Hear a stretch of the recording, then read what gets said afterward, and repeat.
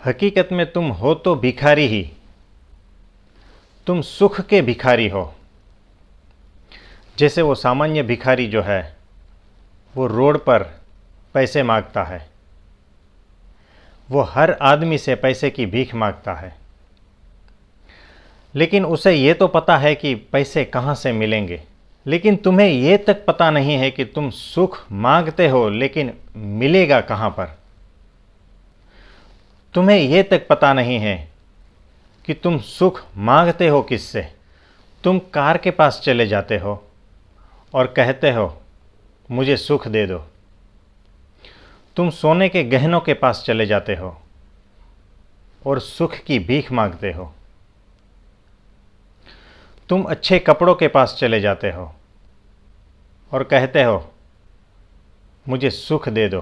तुम कभी स्त्री के सामने तो कभी पुरुष के सामने ये सुख की भीख मांगते फिरते हो।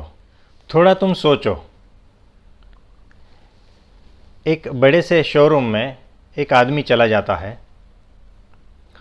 और जूतों के सामने खड़ा होकर हाथ फैलाकर कहने लगता है कि भगवान के नाम पर मुझे थोड़ा सुख दे दो, अल्लाह के नाम पर मुझे थोड़ी खुशी दे दो। तो तुम इस आदमी को क्या कहोगे? तो स्वाभाविक है कि तुम उस पर हंसोगे, तुम उसे पागल कहोगे। लेकिन तुम थोड़ा अपनी ओर भी देखो,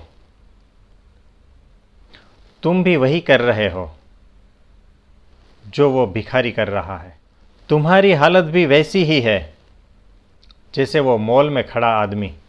हाँ, तुम्हारे मांगने का ढंग कुछ अलग हो सकता है, लेकिन भीतर से तुम हो तो वही भिखारी जिसे ये तक पता नहीं है कि सुख उसे मिलेगा कहाँ पर और वो किसके सामने हाथ फैलाकर सुख की भीख मांग रहा है।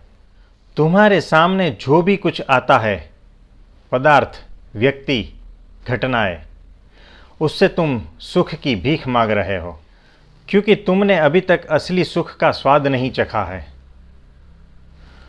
तुमने अभी तक वो असली आनंद है उसका स्वाद नहीं चखा है,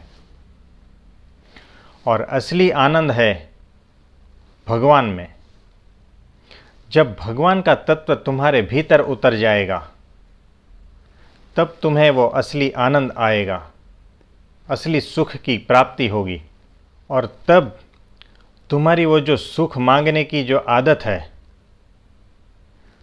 तुम्हारी हर वस्तुओं से सुख भीखने की जो आदत है, वो बंद हो जाएगी।